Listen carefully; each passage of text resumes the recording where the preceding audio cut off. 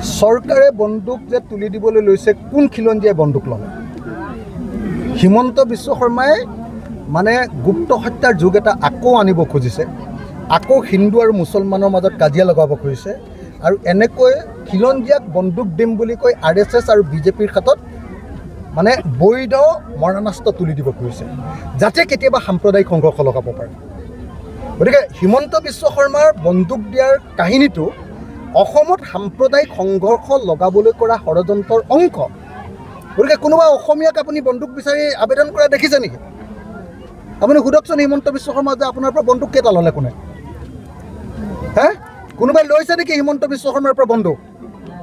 সুধি লওক না। এবাৰ কোনোবাই আবেদন কৰিছে নেকি? কেইটা বন্দুক দিলে সুধি লওক না।